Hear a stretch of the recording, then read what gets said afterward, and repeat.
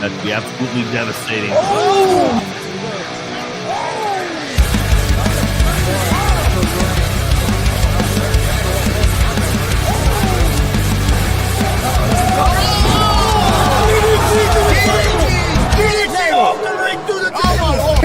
This is Joey Owens' show.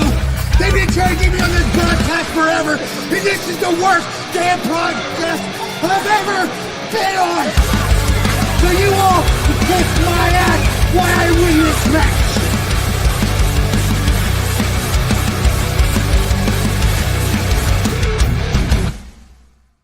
Well, well, well. What do we have here? It is I, Christopher Bob STEELE, the winner of G.W.R's first ever promo battle. I knocked down 7 other competitors, finally ending with a guy from southern Indiana that calls himself Chuck Sexton. Chuck, you didn't stand a chance. The moment you opened your mouth, I and all the fans knew who was gonna reign supreme and stand atop the shit-talking mountain. Enough about that. I would like to introduce the members of the award-winning Gonzo'S Wrestling Room. First off, you have the man behind the madness, Christopher Gonzo Gonzalez. His papa, the man who made Gonzo, Tony Gonzalez. The man who's been to more pro wrestling shows in the state of Indiana than you ever dreamed of. Marcus, the mastermind Fine, and his beautiful wife, Kelly, oh, so fine. So be sure, wait, there's another guy? Oh, yeah, I don't know how I missed the fat guy with the straight build hat and the stupid shirt. The guy who says he's the ratings draw. Fat boy, Warren Misery. Yeah, he's part of the show. So hey, be sure to check us out every Monday at 6:30ish as we talk about the goings-on in all of the state of Indiana's professional wrestling. And pro wrestlers, if you guys think you have what it takes to stand atop the mountain as the greatest shit talker in all of Indiana, send your promos to Gonzo's Wrestling Room in care of Christopher Gonzalez. Thank you and have a good night.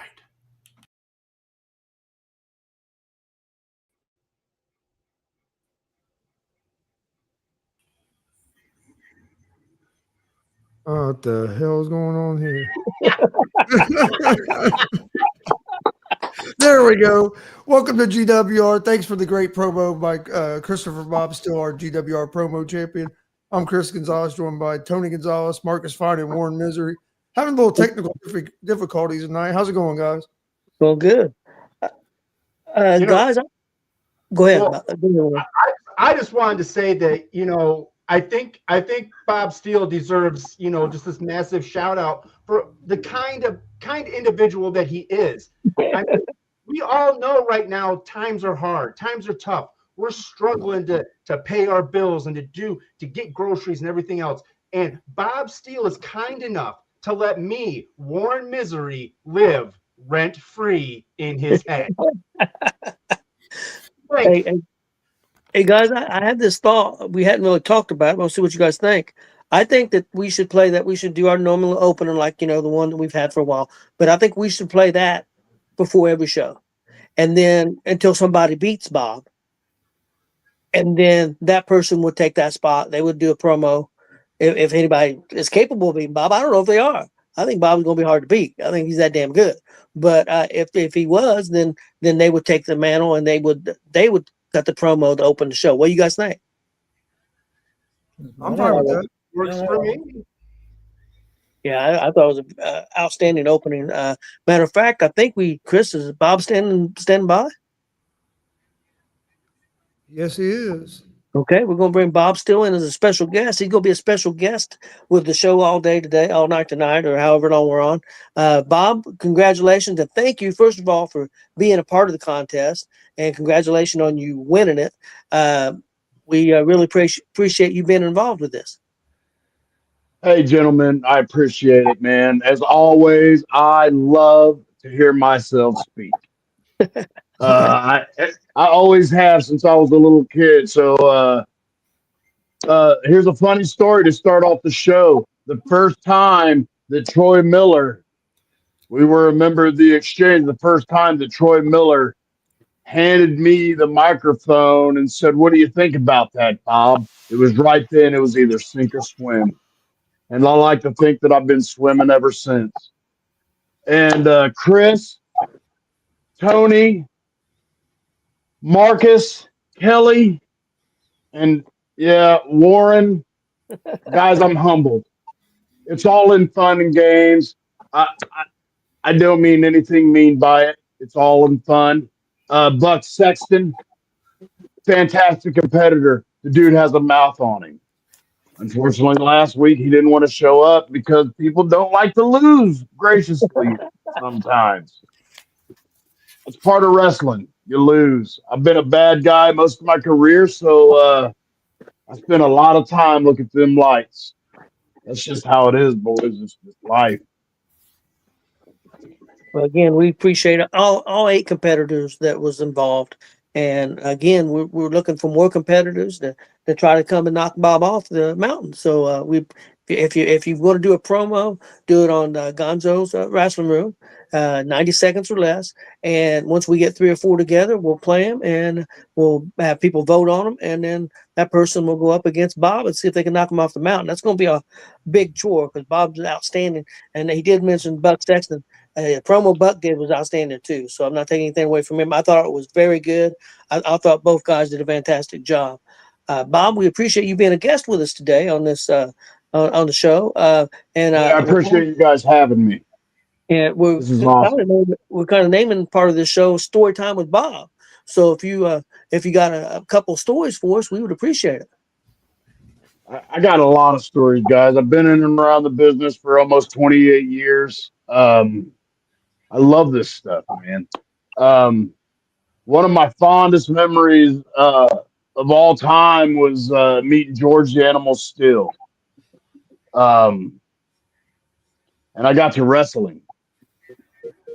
And the guy was one of the nicest guys in the back, man. Just cool, collected, very intelligent. You wouldn't think that. George the Animal Steele, yeah, mine. He was a nutcase. He was an animal. During this match, he's just shoving my face into this turnbuckle and he's telling me, eat, eat. And I'm trying with everything I get, man. I'm hurting my fingers trying to rip into this turnbuckle.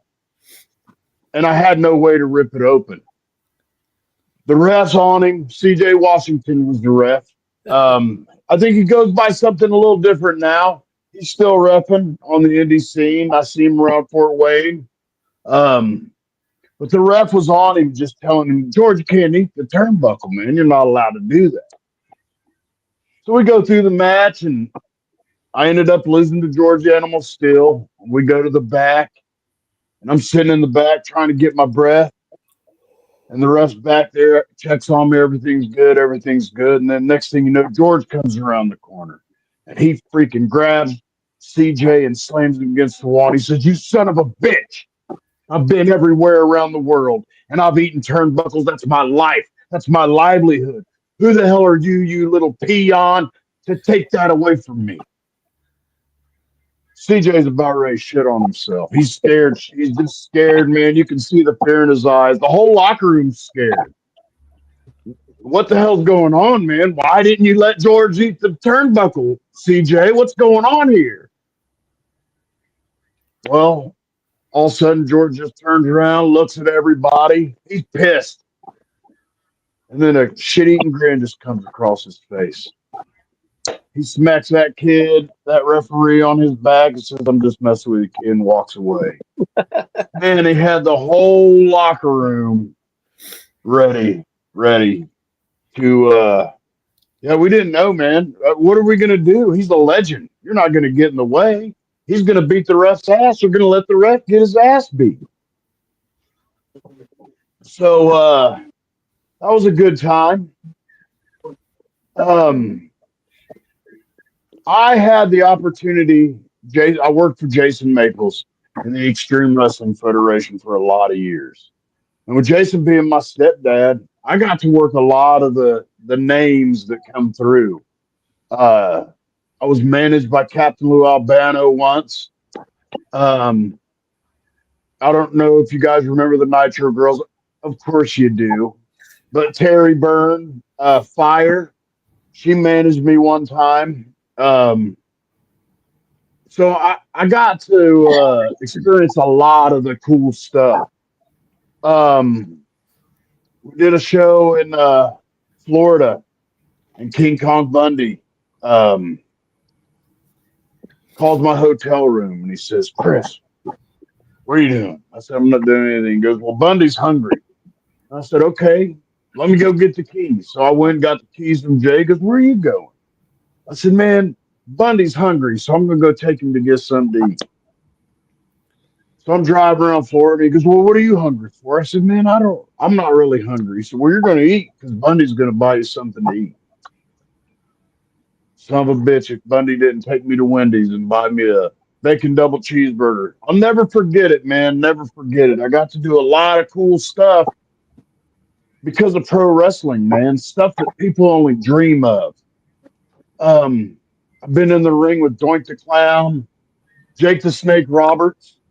Um, Jake was depressing, to be honest. Um, I lost a lot of respect for Jake Roberts that night. That I got to share the ring with him. He was hammered. He was smoking crack. He was on all kinds of drugs and shit. And I lost a lot of respect for him. And then I saw what he was able to do with Dallas Page, or what Dallas Page was able to do with Jake the Snake Roberts. And I cried watching it, man. Just watching a man get his life back together. And that's kind of where I'm at right now in my life, man. It's all about my family. I mean, wrestling is great. I love it. But I'm in a tag team with my nephew, and we're called FOE, Family Over Everything. And I think that's just a little bit of a hint to both of us to remind us wrestling's great, but it doesn't pay the bills for neither one of us. We'd like for it to. It just hasn't worked out that way. I'm almost 50 years old. Dakota's got a bright future in this business, but we don't know. It may never ever pay the bills for us. Um, so FOE, family over everything. I mean, if I have to miss a show or miss a booking because of my family or my son playing football, then that's so be it. Bob, I have a real quick question, if you don't mind. You're Yes, sir. talking Go about ahead. Jake Roberts. Do you remember where that show was at that you wrestled him when you got to work him? At the Raintree Plaza in the old movie theater. You want the date? I do not remember. April Marcus 14th, knows the date. April 14th, 01. There you The go, reason I was Chris. asking him because he worked for Maples a lot. Well, when Maples was running shows here in Muncie at the Ross Center, we had Jake Roberts on one of them shows, and I got to sit out front of the community center for I don't know at least an hour, just sitting out there smoking a cigarette, just bullshitting with Jake for about an hour at that show. And I was wondering if it might have been maybe the same show since it was also a EWF since it was an EWF show, but no, this one was also in Muncie. No, this one was at Raintree. I don't know. Old movie theater. So it was a fourplex, two on each side, and we had one theater, and we ripped out the bottom, put the ring in there, and we were set up in front of the screen. But we had our locker room was the entire upstairs projection room. So we could watch the show from upstairs through the little hole. There was no projectors or anything up there anymore. But that was our entire locker room. And Jake just sat there, man, had his bottle of vodka and his beer, smoking cigarette after cigarette, and had the entire locker room, I mean, just captivated, just listening to the man speak. Um, and that's what he did to the fans. He did to the fans exactly what he did to the boys in the back. We were all just huddled around him, just listening to him speak. If you remember, Jake's promos weren't real in your face, yelling, screaming. Very calm, precise. He speaks. So the last couple that I've done, I've tried to really kind of go that way. I mean, you don't have to scream to get your point across. You kind of got to treat the fans like they're dummies. I don't think fans are dummies, but you got to be simple when you're speaking. You got to be real precise in what you're saying. Get your point across fast. I'm a rambler. I'll do it all night if you guys let me. I will ramble all freaking night about nothing, and I'll say the same shit 28 times. I apologize, but I love to hear myself talk, man. I have a lot of stories. I've been around the business for a lot of years, and I feel like I got a lot of knowledge to give young cats coming up, which is why I started working so closely with AACW. They got a lot of young guys, a young roster, and I'd like to see them all succeed. I'd like to pass on some shit that I learned to these guys that I feel is getting lost. The art of storytelling is getting lost for athleticism. Athleticism's great, it has a place. Don't forget to tell your stories either. Yeah, I agree 100%. And that was one of the things that was different back in the day. Is that we had a lot of good talkers, but one of the reasons we did because their job was to talk them people into the arena. I mean, if you watched NWA back on TBS, I mean that was their job. That's the whole show was based on talking people into Marietta, Georgia, or wherever their next show was, or the next 4 or 5 shows was. I mean, that's what Dusty's job was. That what Jake was job was. Tommy Rich. I mean, let me ask you guys, where would you guys rank Jake Snake Roberts, promo guy wise? I'd say he's top 10. What do you guys think? Well, I'll put him in the top 5. Yeah, I was going to say that too, but I thought these guys might think Jake that's just Jake could captivate an audience like nobody else, and not, without yelling, without screaming. You wanted to hear what he said, slow, very slow when he spoke, calm. It just top 5, top 5. It fit funky as a snake. It was cold. There was a sinister feel with like at any time, and he kept calm, but knowing at any time he could strike, and it was just, and it really blended in with the snake persona.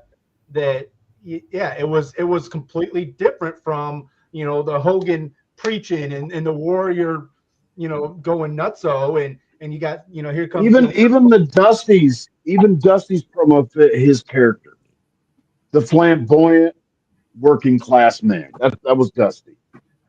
He was that working class guy who was just a little bit flamboyant. Yeah, not everybody was going to have all the fun. Dusty was going to have some fun too, if you know what I'm saying. You know what I mean? He's another one, top 5. Oh yeah, easy. Marcus Hogan's low. He was good, but he's low. Yeah, Marcus, what do you think Jake Roberts would fit in the? Well, I know it's top 10. I have to think about it, but you got Flair, Dusty, Jake was right up there. Yeah, I agree. What do you think, Chris? Yeah, I would definitely have him in the top 5. I mean, that was the whole reason as a kid that I became a fan of him was because of his talking. He just, when he would speak, the crowd shut up and you would listen. Yeah. Just like everybody else, but with him, you had to really shut up and listen. Because like Warren said, he was so calm and so like a snake, man. He slithered that promo out there and it got under your skin, and man, you get cold chills a lot of the times. even like how he started his body language. He'd always have a sigh, and then he would slow.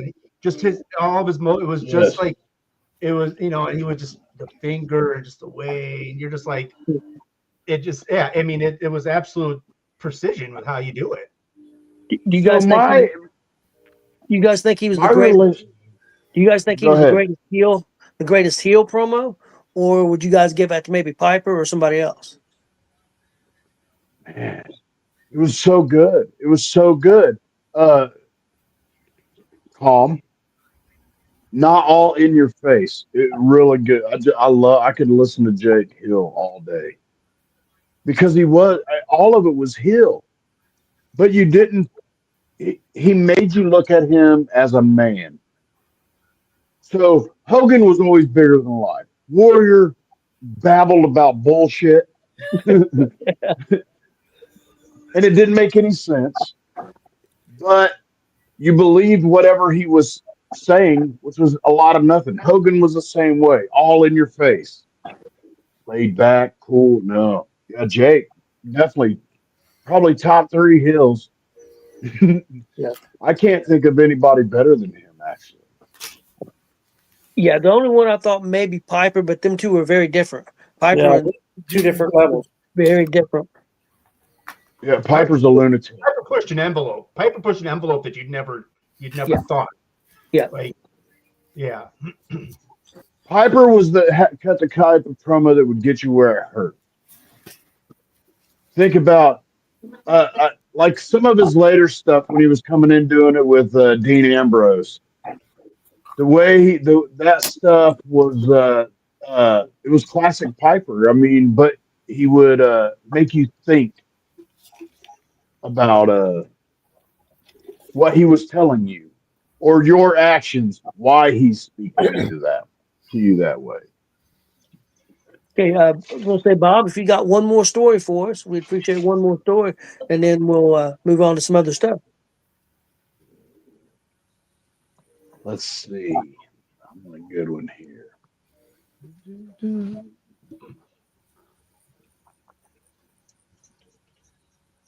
Trying to think of some of the guys I've been. I had the opportunity to.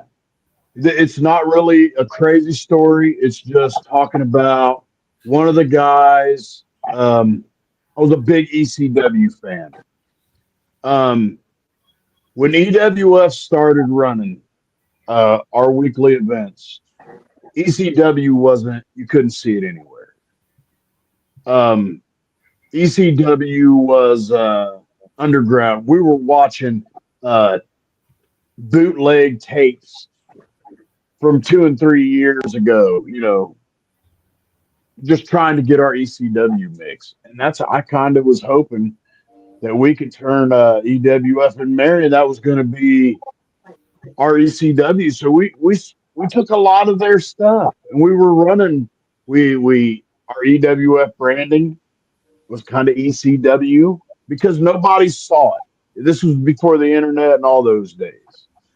And I really liked Shane Douglas. The franchise was always one of my favorite guys, always. And I did a show for Hank Calhoun and Van Buren, and he had the franchise book. And he treated everybody who was there like we were his equals. I mean, when you guys meet somebody famous, you get goosebumps, you get a little excited. When you meet somebody that you share the ring with, and he's taken an actual, and he's watching every match. He's giving guys pointers as they come back. Shane Douglas was a class act. Just a great dude. I sat and bullshitted with that dude for an hour and a half. And then they're like, Bob, I worked Justin that show. Justin. Anarchy. What the hell do they call? He called himself Marcus. You know what I'm talking about? Justin Danger. Justin Danger. Yeah, he changes his name 8 days. The best he ever was Anarchy. Justin, you hear that? You son of a bitch. Anarchy was your best days. Justin Danger's a punk. But I wrestled Justin that show, and we had no time to get anything planned out. And me and Justin just went out and did our thing. We've known each other for our whole lives, basically. And they're like, "Hey, Bob, it's time to go." And I'm like, "Well, shit, Shane, I'll talk to you later." He's like, "Well, I'm gonna come watch that." And he was just a cool guy, man. He Shane Douglas, class act, treated everybody with the utmost respect. Great guy. Yeah, I can't say enough good shit about him.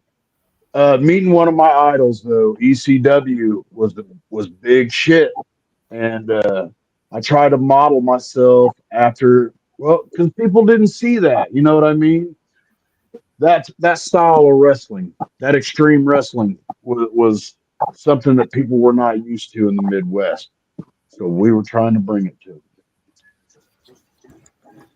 Okay, But guys. Shane Douglas, class act for sure. Hey guys, we're gonna move on to the Marcus Fine Wrestling Report. All right, I got a ton to cover. It was a good weekend, but we got some business we got to take care of. On our prayer requests, continue to pray for Wiley. Wiley is really struggling right now, as he, lost his wife probably right at a month now. So continue to be with Wiley. There will be a memorial show. I'm not sure if he wants that out there yet, when it is, but there will be one. So I will keep you up to date when that will be. And then Kelly got a text earlier this afternoon that Will Asher was in an accident on the way home from the Dub last night. They were in the hospital because his wife is pregnant, and they were monitoring her and Mama, but they are okay. Kelly just sent me a thing that they are now home. Both daughters. He has a 6-year-old daughter. She lost a tooth. He has a baby daughter that was just born here within the last year. They are fine. And there was a rookie with them. His name's Dalton. He's training with Joey right now. And I guess he cracked his head on the windshield, but he's okay as well. So everything is good at this point, but just pray for them. I guess it was pretty scary as it would see. I just seen pictures of their car. So, and she's got big gashes and stuff. So just pray for her. Again, she is pregnant. So, Yep. Okay, I got a slew of birthdays. All right, here we go. Spider Murphy's birthday. He wrestles at JICW and down south. His birthday's today. Joey's daughter Alexis' birthday is today. Andrea Prophet, she used to ring announce for WCWO 5 or 6 years ago. Her birthday's today. Wendy Ferguson, she works with the Micros, but she's not a wrestler. She is a comedian. But they used to split shows where she would do a comedian show and then they do a micro show, or probably the other way around, because she's very adult-oriented stand-up. So I'm sure they did have it before the show. It was probably after. Kurt Busey's birthday's on Wednesday. Jason McGraw's birthday's on Wednesday. Ashton Adonis's birthday's on Thursday. Brandon Wolf, his birthday's on Thursday. He's a guy from down in Kentucky that I've become friends with. Dominic Powers, he used to be a manager for JICW. His birthday's on Thursday. Josiah Glenn, he ring announced for WPW this last show. His birthday was, I don't know when it is, sometime Thursday or Friday. I didn't write that down. Billy Rock's birthday's on Friday. Jerry Wilson, I'm thinking it's the promoter down south. It might be Brutus Dillon. It's one of them too. I didn't look into it. I should have. But anyway, his birthday's on Friday. Steve Hendrick's birthday's on Saturday. Dylan Bostic's birthday's on Saturday. And Logan Myers' birthday's on Sunday. So happy birthday to everybody. If we missed you, happy birthday. Chris, I need you to make me big because I obtained a new shirt over the weekend. This is fresh off the presses. I think I'm the first one to get one. The brand new War Ready Maliko shirts are now available. I like it. These are $25. They will be anywhere that War Ready Maliko is on location. You get them at the Dub or wherever he's at. And these just came out. So I'm thinking I was the first one to get one. So, yeah, very snazzy looking shirt. So, okay. Now I got tons of results. I'm going to do the shows I was not at first because I got a lot of my own stories to be telling from the weekend. So, okay, thanks to Steve Butler. He was at White River Wrestling at the ProNet Sports in Fishers, Indiana on Friday. Jack Vaughn pinned Lord Crew. Ashton Adonis pinned Savio Leone. American Punk pinned Vlad Tempest. They put Carter Kaufman and Elijah Arrows defeated Cameron Avery and Jake Bailey, and he thought the crowd was going to riot when they lost.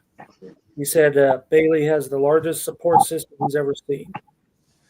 Book Hemingway pinned the debuting J.J. Frost. Aaron Williams defeated Ace Perry and B-Boy, triple threat. That was his match of the night. Leela Feast pinned Blair Onyx. And Dalton McKenzie defeated Jake Omen. He is the new WRW champion. And he said the crowd about lost their shit. They did about riot that day. So next show for them is February 6th. Then my good buddy Wes Ryan, of course, was running sound and everything at the dub on Friday. Maliko defeated CJ Cyclone. The way he writes these. Okay, the James Gang defeated Cameron Saturn and Tanner Saturn. Max Sterling and Brody Watkins defeated Billy Palmer and Troy Valentine. David Light pinned the Waterboy. Zach Nova defeated Jordan Davis. Oso Pierce defeated Scorpion and Pogo when Zay Gates returned. And the match between Two Loud Strays versus Rampage ended in a no contest because Slaughterhouse interfered. And then Mike Noble versus Mark Magnus. Mark Magnus defeated him, and that was a straitjacket match. So, okay, now you're ready. Are you ready? Kelly and I hit 3 big shows. Now we got stories. Micro Wrestling Federation. My good buddies was in Lafayette, Indiana, Friday night. All right, Chris and Tony, I didn't know this was ever going to happen in the same year, but Kelly and I was in our largest wrestling crowd this year. Now, what's that tell you? Okay, yeah, it had to be big. Over 1,000. Really? Yeah. And the thing was weird was me and Kelly, of course, Let's say it had to be over 1,000. Yeah, there's over 1,000.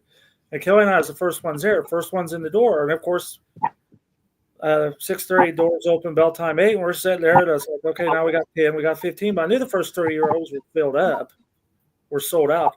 But hell, by the time the bell rang, it was people were bringing they even sold tickets as bring your own chairs. There's people all around the outside, either standing up or sitting in camping chairs. So there's a lot more people than was at the wrestling show last time we went to Lafayette. It was in the same. It wasn't in that building. It was at the fairgrounds. But when we drove between the buildings to drive around to the back to drive into the building, when we did that, it was the building to the left. Okay. So I thought now surely they didn't buy that arena, but they bought one of the. They show pigs and stuff through the fair. But very nice building. Okay, I'll run these down, and I'll tell you my stories. Rufio defeated Chief Littlefoot. Ben Urkel defeated Micro Suave. Little Miss defeated the Carolina Reaper. Jamaica Joe defeated Flying Ryan. He became the new No, he didn't. He became the new Micro Wrestling Champion. And then Jamaica Joe and Chief Littlefoot defeated Rufio and Flying Ryan. The Micros have some of the coolest names. Don't they? Now, I don't know if you know this, Bob, but Drew Skills now works with the Micros. Oh, my goodness. He's been with them for 6 months. He is their driver and I say bodyguard bouncer, and I'll tell you why I say that, but he's a security guy. And so we're sitting out front because we were sitting there, and we knew they were going to open at 6:30 because another guy went in there and asked him. So we're sitting there, and he pulls up in the micro van and gets out. Kelly says, "Hey, Drew." And I said, "What is Drew?" He did an ice run. But anyhow. So we go in. He goes, "Yeah, I should have known you guys be the first ones in here." So, well, you know it. So anyhow, a few of them knew. Well, this group didn't know us. There's only a couple of them that knew us. Chief Littlefoot, Little Miss, and the owner, Jack, was there this time. So Little Miss come over and talk to us. Well, by the end of the night, they all knew who he was. Because when we went to do the pictures, Jamaica Joe come up. He says, did you guys enjoy the show? I said, yeah. He said, would you come back? Well, he didn't know. He knew we went everywhere. He didn't know we were also big supporters of the micros. So, and we said, well, yeah, this was show number 80 for the year. And he just about flipped. I said, well, 2 years ago we did 100. So, anyhow, okay, so we're going to talk about Drew. And now I understand why they have to have full grown, not to take away from the micros, but I could see where this could be an issue. And Friday proved it. You need to have a full grown adult driving. You need to have 2 because the first 3 rows were reserved. Everything in the 4th row back was general admission. Well, these kids tried to weasel their way up standing between the aisles. And they said, no, if you have general admission, you need to be 4th row or back. And they kept trying it. And Drew told them, back up. Jack, which is the owner, back up. They announced it. Back up. At intermission, 2 of the little bastards decided, hey, we're going to storm the ring. So Kelly goes, uh-oh. And I'm like, what? Well, one's in the ring and the other one's coming. And Jack's grabbing a hold of his leg and says, get the fuck out of the ring. I'm making it pretty heated. Oh, here come Drew. Grabbed a hold of them little bastards and threw them out the back door. And I told Kelly, I said, now I understand, because if the micros had to take care of that, then you're going to have all these YouTubers wanting to say, hey, I was in the ring with the micros and they were beating me up and all this. You need to have the bigger guys to do your bouncing work. But Drew didn't take no shit from them kids. And they threw them out and everybody's cheering because they were nothing but troublemakers. But Drew's a legit shooter. He's somebody that I wouldn't want to shoot with if it come down to. Not at all. It was damn awesome, I'll tell you. But the show is fantastic, always. They always do good work. Now we are friends with this group of micros as well, along with the ones that already knew who he was. They have mad respect for us for what we do. So, and I assume they didn't come back to Kokomo because the last show was in Kokomo. They only drew 40. Lafayette drew 1,000. I guarantee they will be back in Lafayette within 6 months. So Drew done commentary with us one night at the Dub. Yeah, sure did. Wow, for a show. But yeah, he sits ringside in his chair. He looks bored out of his mind, but Little Miss told us they've been on the road for 10 weeks. Show every night for 10 weeks. No, they're probably exhausted. So, but yeah, they did fantastic. Okay, then I got to tell you another story because one of the guys Marcus, is that the same group that you go watch in Pigeon Forge? Yes. Okay, I thought so. I just wanted to double check. Yeah, that's the only micros we will support. So, you support me, don't you? Hey, you know, Tony, you can get a job at the micros. You classify. You are right at 5 foot. Yeah, you could go work for the micros. You're giving him a little bit, saying he's right at 5 foot. You're giving him a little extra. Hey, damn, you and Drew can go be road buddies and give us all kinds of stories. Yeah. But so there's this guy that attends one of the other promotions in Lafayette, and we'll leave it at that. And here's the experience I had with this guy once before. We was at a show, and Jordan James was selling these T-shirts. So that kind of tells you what show we're talking. You guys might have even been there. I don't know. Well, Jordan James come over and said, hey, Marcus Fine even has one of these shirts, so everybody needs to have one of these shirts. Well, then this guy walks over and goes, why would you pay $25 for one of these shirts? I get one of these. I get these for $5 at Walmart. I said, dude, I don't have those are gimmick shirts. I don't have Jordan James on it. That's a freaking Fruit of the Loom shirt. He said, well, I ain't paying $25. Well, he showed up at the door waiting while we're waiting to get in. He goes, you know these guys train with Hornswoggle, right? And I go, no, they don't. He said, yeah, they do. I go, no, they don't. I says, they train with Cody Hawk down at the Pigeon Forge. He says, well, I know that. So, well, evidently you fucking don't know that. You would just give us the damn tour. So on our way out the door, he gets a hold of Kelly because I'm still talking to Jamaica Joe and Chief Littlefoot because we knew each other. He told Kelly, he said, yeah, I'm glad I only paid $25 to get here. This was terrible. He says, you know, half the crew didn't show up. He says, we're supposed to have 8 matches tonight. And I'm thinking, no, you fucking wasn't. He says, we got 5. They only normally do 4. And we got a 5th one. They all travel together. That's what the big van out back is. They literally take the whole thing with them. There was no extra guys. You wasn't supposed to get 8 matches.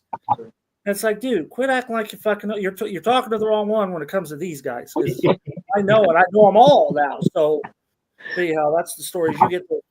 I've run across wrestling fans that, I know Jerry Lawler. That's how I got front row at SmackDown. Well, fuck, you did not.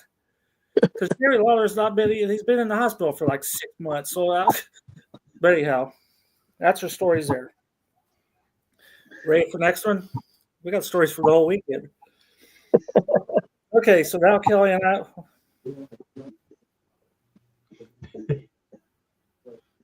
I. Okay, so is it Wrestling Theology Harvest Havoc in Fortville, Indiana on Saturday? Brody Botkins defeated Hank Calhoun. Chuckles the Clown and Levi Blacksmoke defeated the WTF Tag Team Champions White Winged Doves with Mortimer. But they didn't win the titles because Mortimer said if you're not an established tag team, then you can't win the titles, and they was not. I'll go back and tell the story here in a minute. Chris Owens defeated Brody Botkins. Brody was substituting for Adam Rorges. So Chris Owens is now the number one contender for the WTW US title. No, he's not. Too many of these initials. WTF US title. Jared Kripke defeated Jeremy Hagley. Madison Payne defeated Jensen with Ajax. Juwan Thomas defeated Chet Ripley to retain the WTF US title. And Apollo Starr defeated J.D. Mariani with Nikki. He retained the Belt of Truth title. Okay, so Steve Butler, his match of the night was Kripke and Jeremy Hagley. My match of the night was Juwan Thomas and Chet Ripley. Kelly's match of the night was the tag team champions. Because when Chuckles come out, they told Mortimer, said, well, you come up with an opponent, and we'll put tag titles on the line. He picked Kelly. Chuckles picked Kelly. And Mortimer said, no. We're not going to, no. We've seen what she could do. We're not wrestling Kelly. So Kelly could have been a tag team champion on Saturday night, but whatever. That would have been Dad's match of the night. He's a big Chuckles the Clown fan. Yeah, I know he is. We talked about it one time earlier. I'm a big Chuckles fan. I will let you know I've somewhat been offered a commentary position with them if I want to take it. So I may do some commentary with their group. Maybe after the first of the year, I'm guessing. Okay, so. Here it goes. This starting. We're about to lose Marcus. You ain't going to lose me. There was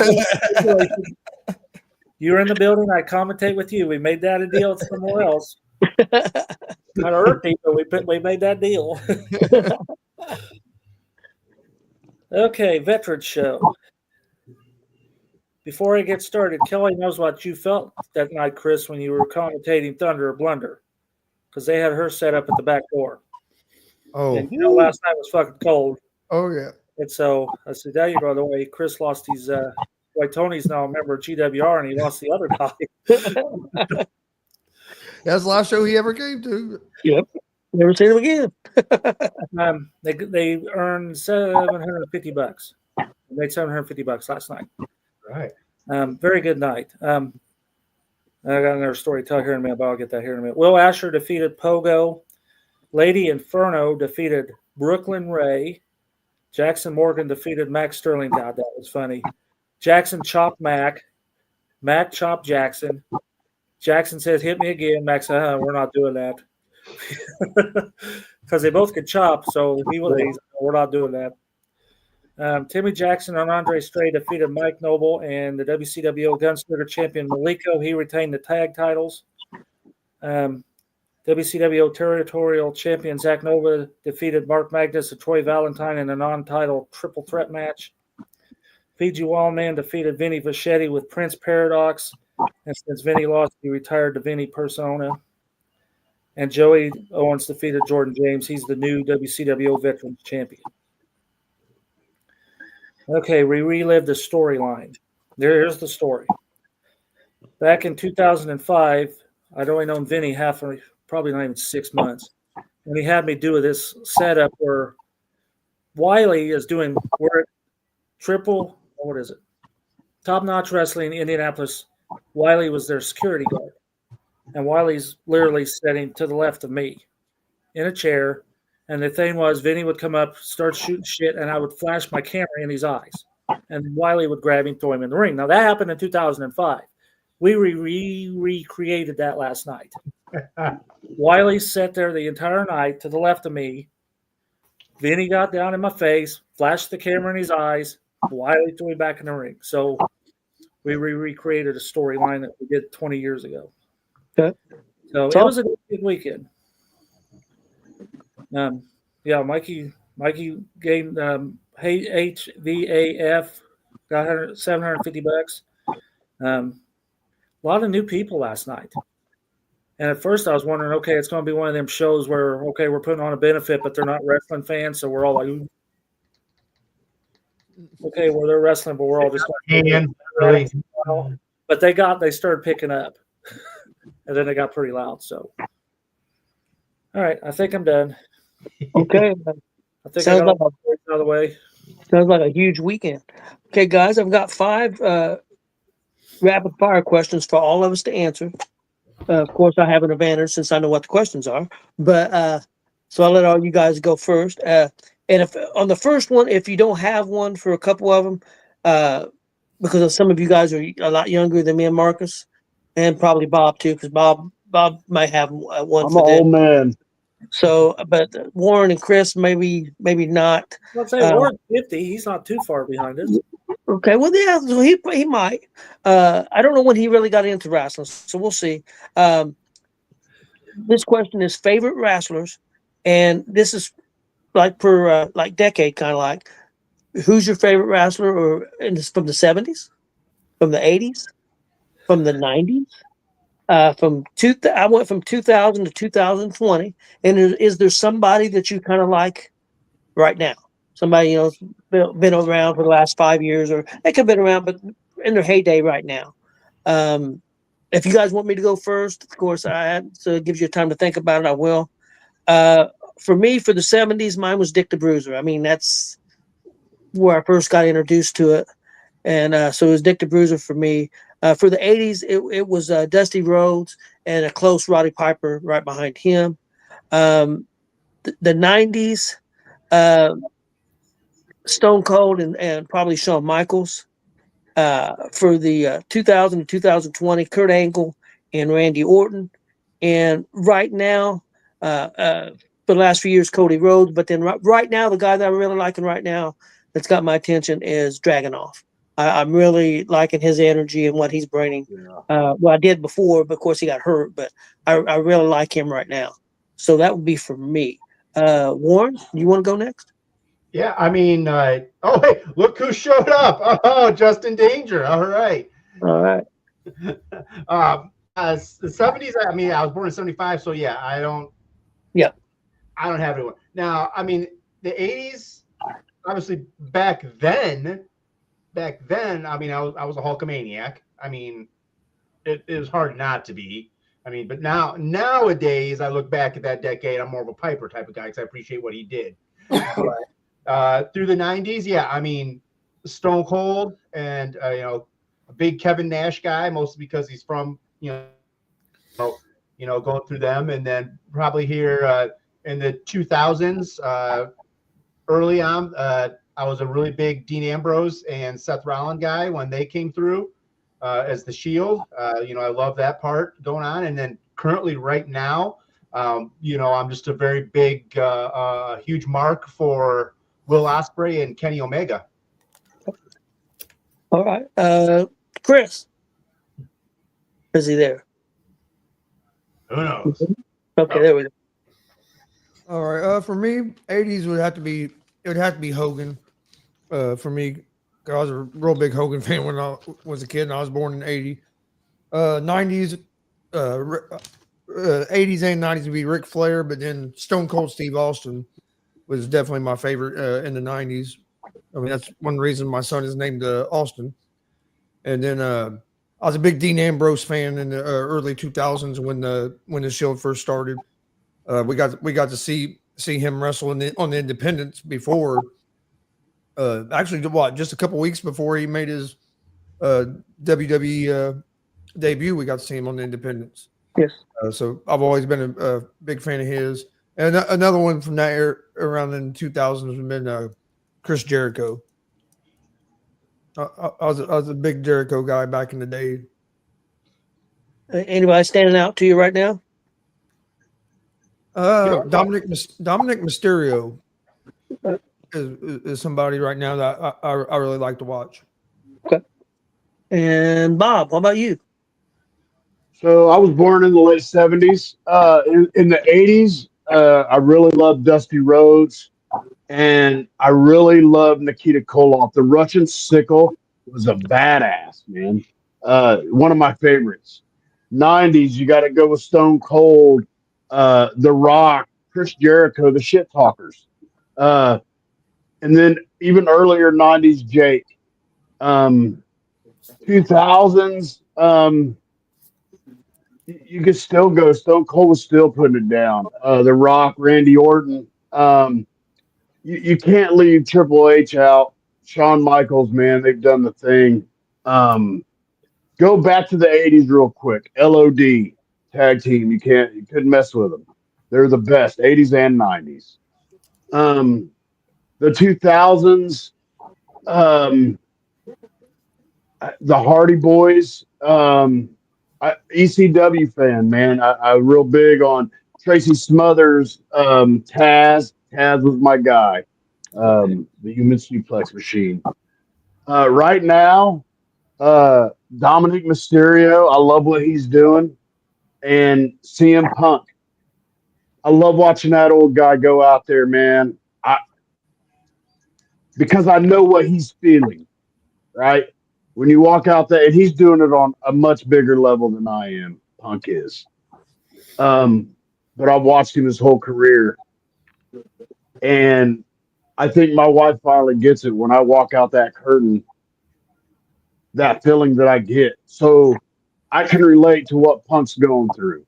That old guy is out there doing the damn thing and loving every minute of it, and I'm loving watching him love it. So yeah, Punk right now.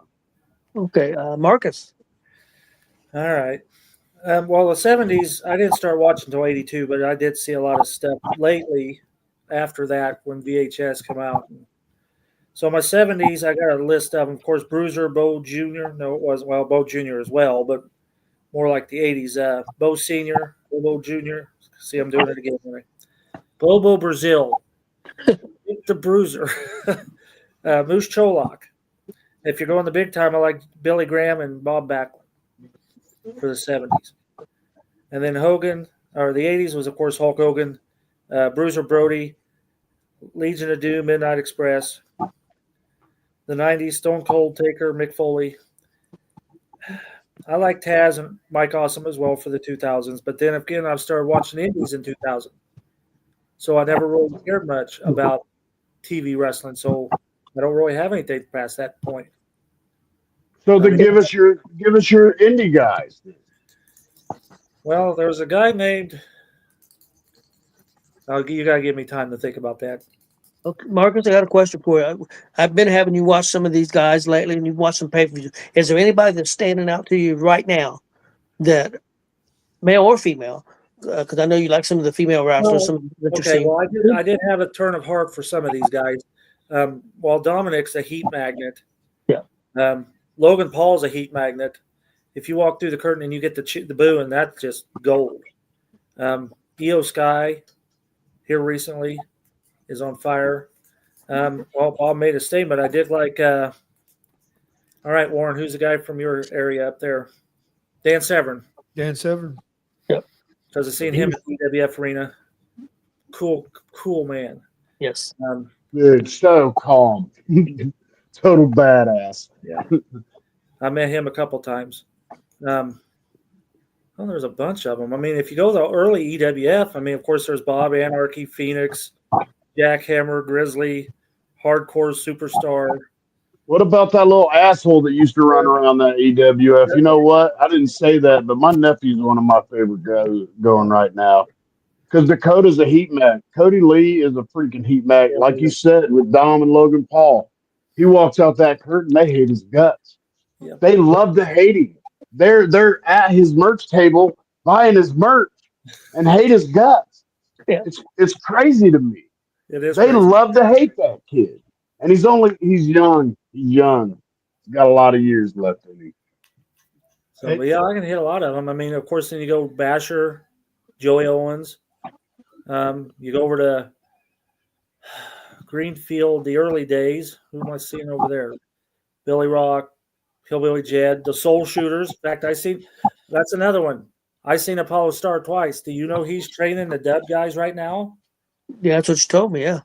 So I got to see the Soul Shooters this weekend, but not together. So, but Apollo Star still got it. I mean, he's their champion at WTF, and he went head to Hey, head how's with it going, TJ? Hillbilly Jed, JD Maroney. Those guys still got it, and they've been at it a long time.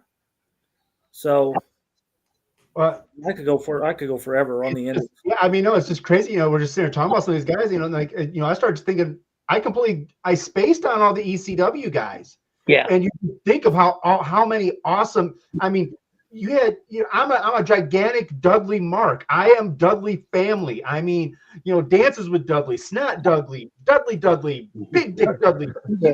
And everything about the Dudley family, Spike Dudley. And then, like how Marcus said, Mike Awesome throwing Spike into the next area code, surfing him back in. And then you had, Mike Awesome and was it Masaru Tanaka and their massive big guy fights.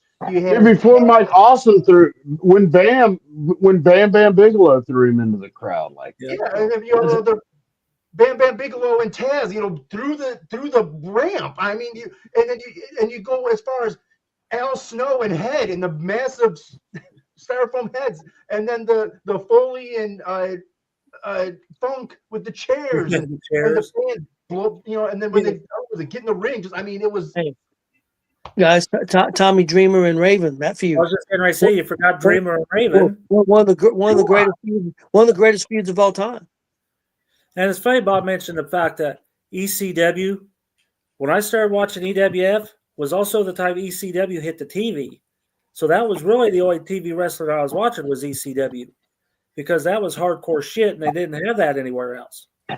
So they just show up and there's freaking Joey Styles' face right in the thing, and he's like, and he would just start talking. Well, and then you had Almost Roadkill, Danny Dorian, like he said, Tracy Brothers, the FBI guys, Baldies, full-blooded Italians. Yep. But the gangsters, I mean, New Jack. I mean, I've met New Jack, cool guy. You don't want to piss him off.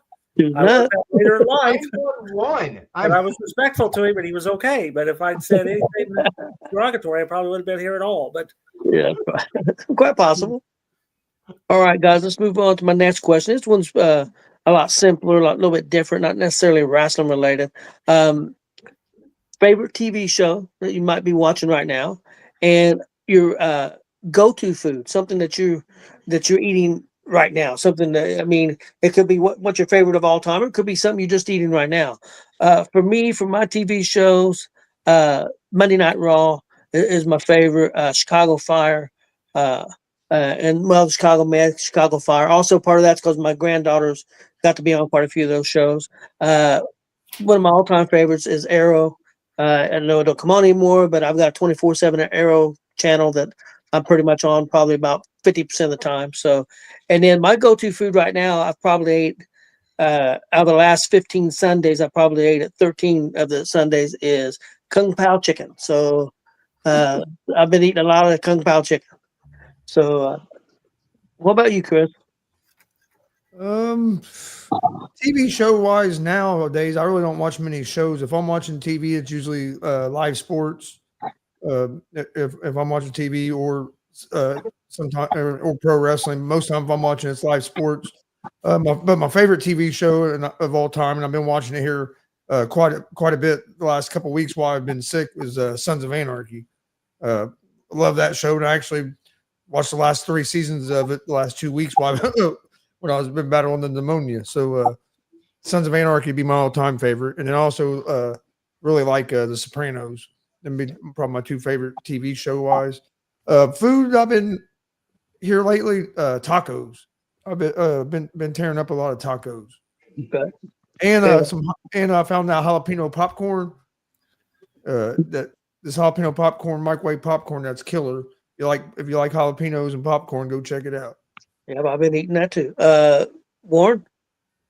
I mean, I'm cut from a different cloth. Obviously, I watch anime. I watch a lot of different kind of animes. Like My Hero. Definitely not your weight. Oh, Sorry, Warren. You're fine. No, like I watch like My Hero Academia. I watch like there's some stuff on Adult Swim, like it's called Clown Friends, absolutely twisted mentally, just some crazy type stuff. I'll watch your Family Guy, your American Dad, Cleveland Show, a lot of stuff like that. AEW, Dynamite. I'll watch that. I'll watch my sports and also the an old one, but a goodie, especially when football season comes around. I watch all the time. It was called The League. And it was a hilarious show, and that show's hilarious. I watch it every year before football starts, from beginning to end, and I love it. And then my go-to food, really, honestly, is some chicken wings. The hotter, the better. I'm all about the. I will step up with anyone that wants to go hot sauces with me on those, and I'll go rounds with them and whatnot. Marcus got me a couple sauces not too long ago, and we still got those. I'm still putting those on the tacos and the chicken wings when I get them. But yeah, I love to push the limits of heat when it comes to that. Marcus and Kelly will hook you up with the hot sauces. Oh, yeah. Yeah, we gotta wait till we go to Pigeon Forge to get them. That's a TV show I forgot about. That is I really love is The League. That show is awesome. I don't know if you guys have watched it, but it's like 90% improv too. Like they don't go into like there was no script. They just had like a little topic and they just ran with it. And it was that show's real good. Okay, Bob. Oh, my favorite TV show, Indiana sports. Indiana sports. Indiana Pacers, Indiana Hoosiers, the Indianapolis Colts. I'm a big sports guy. I like the Chicago Cubs. We don't have a sport baseball team here, so Reds fan, Cubs fan it is. I cannot be a Reds fan if I wanted to be. I couldn't even if I wanted to be, and I don't want to be either.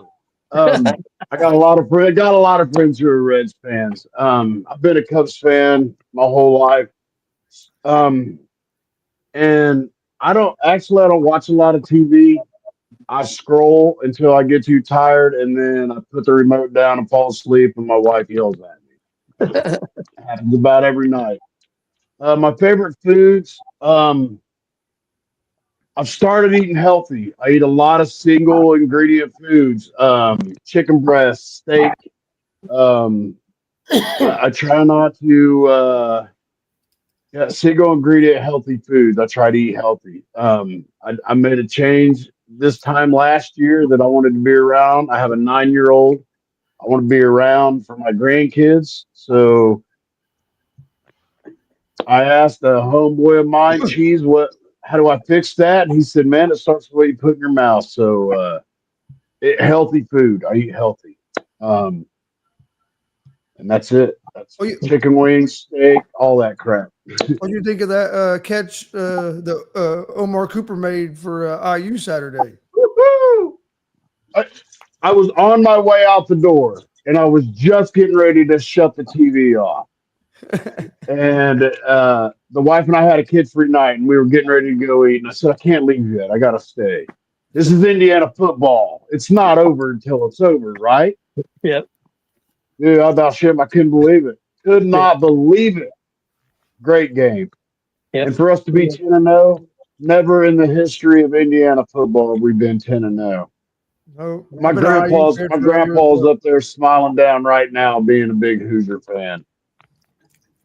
I didn't watch college football until this year. I'm like, damn, you see what the Hoosiers are doing? You kind of have to watch it, right? And then Pat McAfee is one of my favorite sportscasters. Yeah. I love Pat McAfee. He is an Indiana treasure. When Pat McAfee tells you to do something, you go do it because he's putting your boys on blast. Go watch them, check them out. Oh yeah. Honestly, I should have mentioned that show because that is probably the one TV show that's not sport. That's not like a live sport event that I watch almost every day is the Pat McAfee show. But I've been watching him on YouTube since he first started his show before he was ever on ESPN and stuff. I've been watching him for about the last 6-7 years. Big Pat McAfee fan. And what's Oh, gonna hey, how can you not be? what's gonna be cool tomorrow? He's gonna be live from Paris Island for Veterans Day. Him and the whole crew is gonna be live from Paris Island. So they got a lot of special guests. It's gonna be a real cool show. So I'm looking forward to that tomorrow. Marcus. I don't have anything about football. Oh, that's all the question. Okay, Warren, you like something hot. I guess we need to take him to wherever that place was and give him one of them damn mushrooms and see what he feels like. I don't eat mushrooms. I don't eat Mushrooms with the hot. Oh, man. I tell you what, We're not chicken wing. Hey, old Cody's like always picks us a spot. can't go wrong with a good chicken wing. I agree, Warren. But Cody always picks a spot. We always meet up before commentating on the road somewhere. We picked this restaurant, and I don't even know what that town was. There wasn't hardly anything in that town but that restaurant. And Kelly got stuffed mushrooms. And I bit it, and she bit it once. She said, "This hot, I can't handle it." Well, her palate's a little different. I can handle a little heat, but she can't handle any. I bit into one, like, oh my God. So we slid her down to the Gonzo boys, and father son, I call you boys, but father son, and of course they're down there. Well, this is great. Yeah, they didn't have no spice to them. Because we spent the night over there because we had a show at FDW that we were all commentating. I called Tony Moore and said, "Dude, we cannot meet up for lunch today. My belly is still a killer." It's like, no, yeah, you ought to try those. But if you don't do mushrooms, forget it. What was the question? That's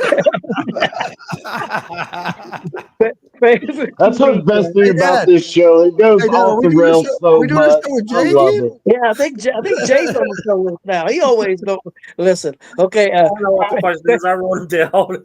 Favorite TV show and go-to food right now. Okay. Well, I have currently run shows and shows from the past. Okay. Well, right now, we do Chicago Fire and PD. Me and Tony talk about that like we're old women watching our soap operas. Yep. We like Law and Order SVU. I've been a fan of that since the first time I ever seen it. And I like Hell's Kitchen. And I guess me and Austin. Yeah. I'm a big Gordon Ramsay fan. That's one of Austin's favorite shows. Anybody's got 17 different programs on all at the same time. That guy's a genius. The only thing that pisses me off is if you don't record him, you've got to watch those fucking commercials he puts in every day. But yeah, my old time stuff. I love Columbo. I've seen them all 100,000 times. Remember Emergency? The fire truck, Emergency 51? Well, then Gunsmoke. Oh, shoot, I can watch Gunsmoke every day, and that thing was from the 60s. So my go-to food's about all what you guys have. I like steak, pizza, tacos. I got a buddy that watches Gunsmoke almost every day. Oh, I love it. But yeah, I love chicken wings, walking tacos, any Mexican type stuff. I mean, you guys know what I eat. Yep. Anything but hot mushrooms, I'm pretty good. Okay, guys. Next question: favorite wrestling move to watch, or just see. Mine was Jake Snake Roberts DDT, and anybody's old school pile drive. The old school, not these funky ass pile drivers the guys do now. The old school ones. That's what I kind of like. Marcus, what about you? Well, see, these aren't finishing maneuvers anymore. Well, I love the mandible claw. I love the mandible claw because there's nothing to it. Figure fours, but you never see anybody do a figure four anymore. No. Superplexes. In the old days, it was the second rope. I like a good top rope superplex, but they don't. That's not a finishing maneuver anymore. No. Yeah, Jake the Snake's DDT was good. I mean, hell, Hogan's leg drop. Goldberg's jackhammer. I mean, they were just simple moves that were pinning maneuvers, and now they're just. I was on board with you till you mentioned Goldberg. Yeah, I knew he was. I had to throw Goldberg in at least once. Oh, I'm not a Goldberg fan now, and you know that, but I was when I tell you when he had that streak. Oh, everybody! If you didn't like Goldberg when he would come out, you're lying. Everybody loved him. Oh, everybody did. You Yeah, had to because he made the shit real. he did. And then Andre, which was another fan favorite of mine from the 70s, 80s, 90s. Well, early 90s. Yeah. But no, mine were just basic moves.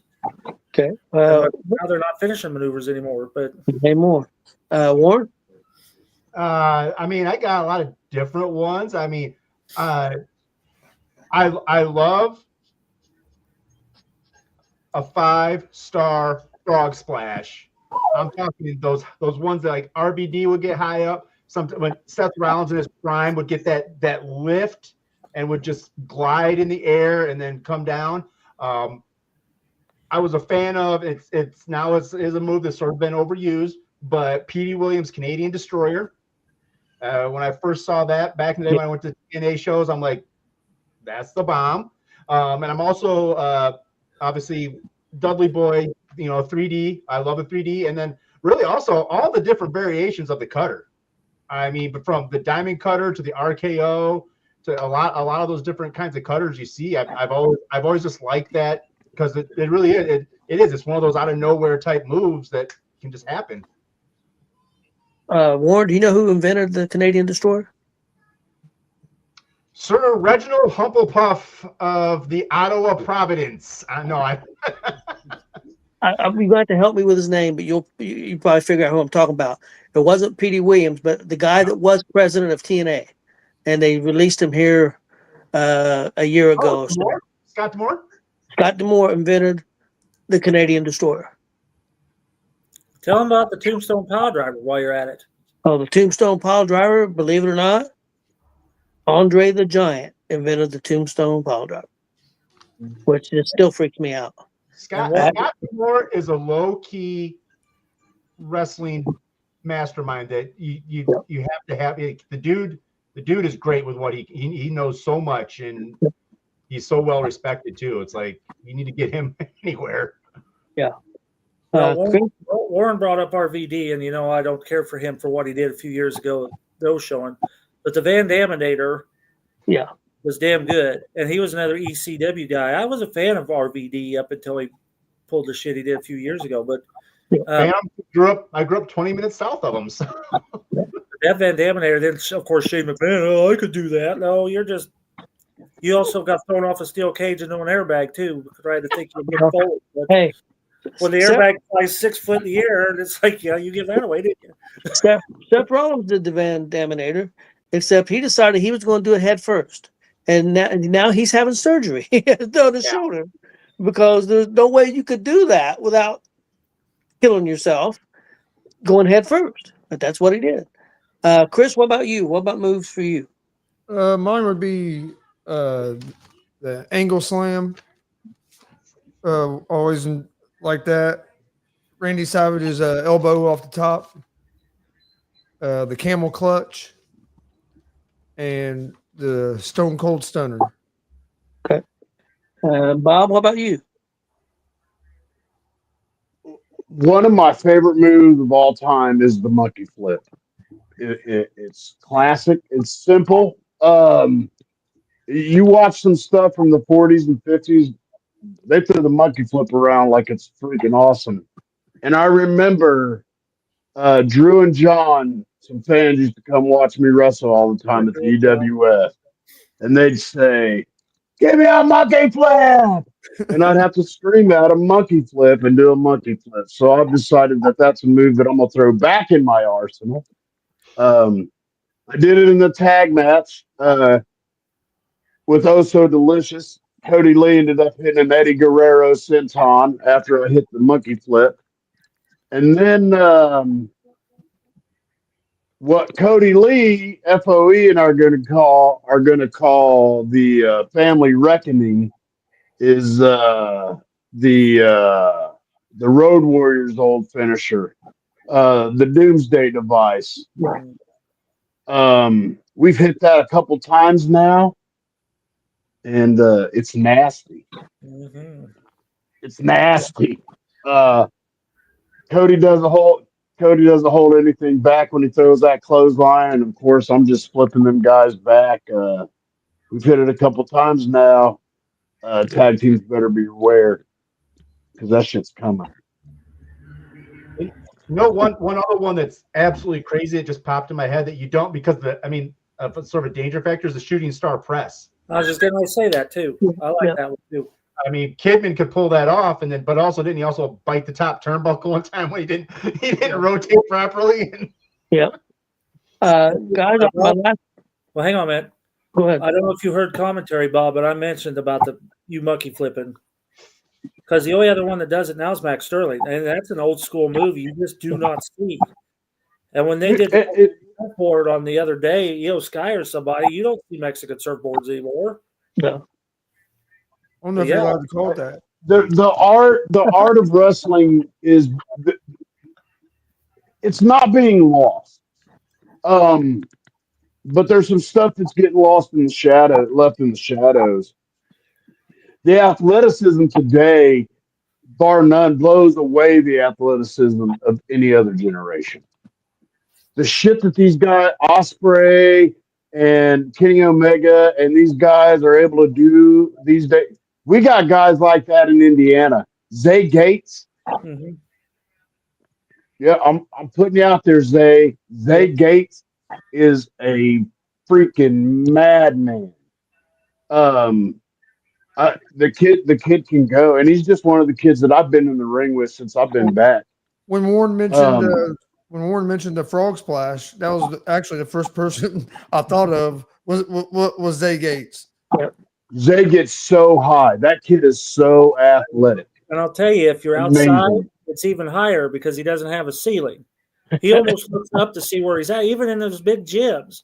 But if he's outside, I think he went 6 stories before he come back down because he doesn't have a ceiling to hit. So, okay, guys, I got one last question. I'm going to use this as an example, and you can't use this one. Hogan and Andre at WrestleMania is maybe one of the greatest matches or moments of all time.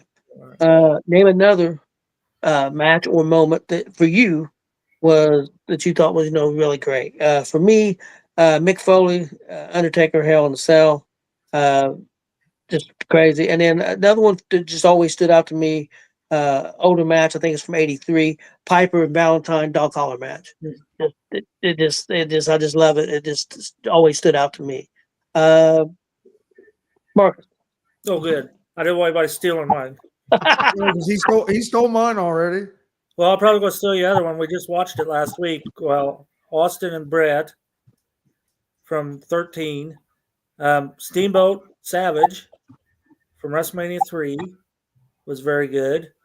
There's a bunch of them. Yeah, Hogan and Andre, but see, I can't use that. Well, I was part of the riot. I mean, even local, Dick the Bruiser riot against Wojo. I mean, come on. Yep. They were holding us back. So, yeah, there's moments out there. Steamboat and Brian Pillman in a cage. You can't beat that. And then we're not talking the Brian Pillman of loose cannon Brian Pillman. We're talking Hollywood Blonde Brian Pillman. Because they had to do a coin flip because Austin was there, but Shane Douglas, of all people, was not. So they did a coin flip, and Pillman won it. So it was Steamboat and Pillman. And, of course, in every Steamboat match, you always want to be before him because if you was after him, you had to really bring your game up. Yeah. And he'll tell you that. I'm going to set the bar. Yep. You want to be before Steamboat if you want to look good. So, okay, Bob, what about for you? The Hardys, Edge Christian, and the Dudleys. Wow. And possibly the greatest. It wasn't a whole match. The match wasn't great, but it was a good match. When Shawn Michaels looked at Ric Flair and said, "I love you," right before he super kicked him. Yep. Everybody keeps taking my matches. Holy fuck! Yeah, I got goosebumps talking about that because that was emotion, man. Yep. I think with the just going back to the athleticism in wrestling, I think with some of the athleticism, you lose some of that raw emotion. When Shawn Michaels told Ric Flair, "I'm sorry, I love you," and then kicked the fuck out of him, big shit right there, man. That's you can't match that kind of raw emotion. Yeah. See, that's one of the things that, and I'm not trying to piss Warren off. That's one of my critical things about AEW is that they go so fast. Sometimes they miss that. Now, when they get it, I mean, one of the matches, and this was early on, but was Dustin Rhodes and Cody. That was fantastic. The emotion was fantastic. One of the best matches ever. And then another one was Swerve Strickland and Hangman Adam Page. That story that they told was just outstanding. But they don't do it enough for me. But I still watch Dynamite every week. I think it I'm gets hanging in lost. there. It gets lost. It I'm gets hanging lost in in there. the athleticism. I'm almost to the point though. I really get bored with Dynamite, but I do watch all the pay-per-views, and the pay-per-views usually deliver pretty well for me. But sometimes I just don't care about the characters, the wrestlers, most of them that much. And right now they got a lot of people hurt, so it's even kind of worse. But I mean, hey, they need to be here because we need as many wrestling promotions we can have. So it makes the product better all the way around, and also people have places to work. So I'm definitely an AEW supporter. Uh, Chris, what about for you? If did everybody take yours? Most of what I was going to say got took because I would have definitely said the Ric Flair, Shawn Michaels, but the other one is other one I was going to say too was Ric Flair and Undertaker at Mania. Yeah. When they had theirs, of course, you already said it with Mick Foley and Undertaker, Hell in a Cell. I had another one. Now I'm spacing it. Give me a second.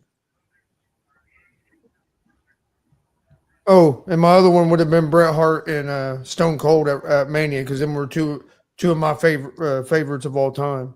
Yeah. Okay, Warren, what about you? I made it through all of them, and you guys didn't touch any of mine. Awesome. Probably one of my top ones, and I still love it all those times because it was just so great. It was so perfectly done. Was WrestleMania, the heist with Seth Rollins coming down in and stealing that match right from under Roman and Brock, and it was something that just no one, it just came out of nowhere. You're like, whoa, we're doing this? Wait, we're doing this? Yeah. And and I think it really helped propel Seth into that stratosphere where he is now. Another one that is personally for me because I was there and saw it was Shawn Michaels' last match against The Undertaker at WrestleMania. That was, I got to see that final singles match of him, and then I was fortunate enough to be at Raw the next night when he came out to say his goodbyes. At least, he had a couple tag matches with Trips, but sort of that was it, and that was sort of cool to see all that. And then basically, pretty much anytime I see a TNA Ultimate X match, but in particular, one of the first ones when AJ Styles got turned inside out when he was hanging from the cables. And, if you've never, Bob talked about athleticism. And I mean, really, if you really want to see some really good athleticism, go watch those early TNA X Division matches, because even then, it went from that to Christopher Daniels and AJ Styles and Samoa Joe. Those are some bangers. Those are some absolute bangers. You talk about just wrestling, and the story. Yeah, the stories weren't as strong, but it was just this was guys that just put it all out there because they love doing what they do, and it was a lot of fun stuff. But yeah, those are some of the stuff that always sticks in my head. Okay, guys. Appreciate everybody being on. Bob, definitely appreciate you being on with us today. I also appreciate the fact that you're the first ever G.W.R. promo battle champion, and hopefully we'll have some challengers for you soon. Hope somebody let's step up to the plate, please. Well, I appreciate all you guys having on, even Warren. No jokes. All jokes aside, appreciate it, guys. You guys have been a wonderful to have me on here, inviting me to be a part of your little promo battle. And hey, independent pro wrestlers, don't let Bob beat you, for real. There's a lot of good people on the stick out there. So pick it up, get your promo, send them to Chris Gonzalez, and let's get it on. Hey, you can check out me, Christopher Bob Steele, on Facebook. And November 22nd, I'm going to be at AACW and I'm going to be beating the hell out of big behemoth Brody Botkins and coming back home with my EEC title. So fans, I'm out of here. You guys have a good night. Gonzo. Tony, Chris, I think what's up? I just want to say thank you for taking time out of your day from taking the tapioca pudding from all the ladies at the Shady Acres retirement home and spending it with us tonight. I appreciate that, sir. oh, shit. Hey, your grandma paid extra for a lap dance, though. Hey, that was our birthday money. Hey, I love you guys. Y'all be safe. I'm out of here. Peace. Thanks for getting on. Guys, I hope everybody enjoyed the show. I thought it was a real good one tonight. I enjoyed it. Hopefully everybody else out there did too. You guys got anything before we get out of here? You want me to go over shows? Yeah, real quick. Right. You told me to write them down. You better take I did. I forgot. Go ahead. Okay. All right. Well, in no particular order, but they are all this weekend. So Saturday, November 15th, it's called GBA. I guess that's what it's called. Yep. It's a new promotion that's going to be in Muncie at the Boys and Girls Club. Doors open at 6, bell at 7, 12 general admission, and they do VIP tickets. This is a brand new promotion. So if you're coming to Muncie and you haven't been here, Boys Club is basically on the corner of South Madison and East Memorial. Yes. If you get to South Madison and East Memorial, you won't be able to miss the Boys Club. It's right in front of Heakin Park. Yep. Have we been there? No. You've been just right down the road. It's like a 2-minute drive from the park that has the Juneteenth. Okay. It's just right down the road from it. All right. Saturday, November 15th, it's called Midwest Wrestling Combat Resurgence. It's in Fort Wayne, Indiana. It has Eric Surge on it.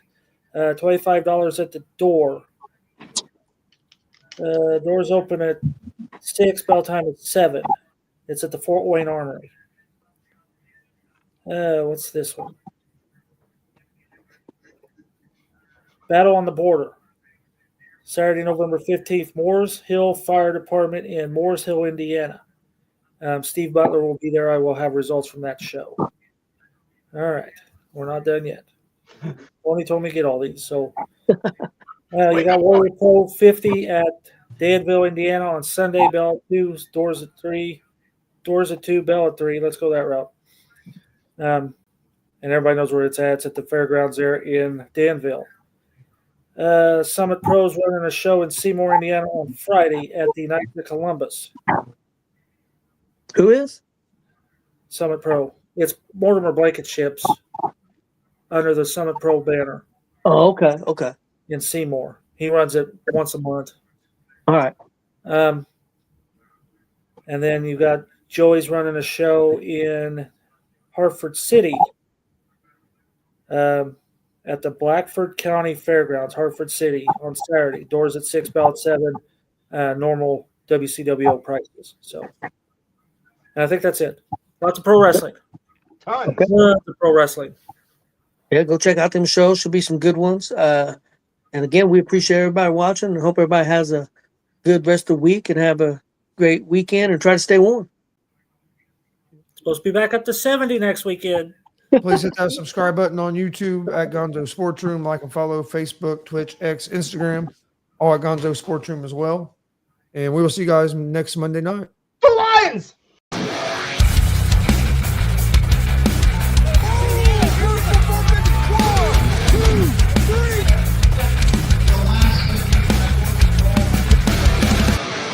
That'd be absolutely devastating.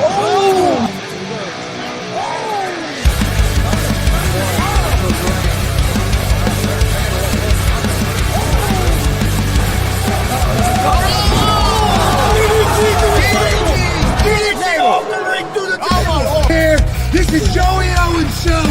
They've been trying to get me on this broadcast forever, and this is the worst damn broadcast I've ever been on. So you all can kiss my ass while I win this match.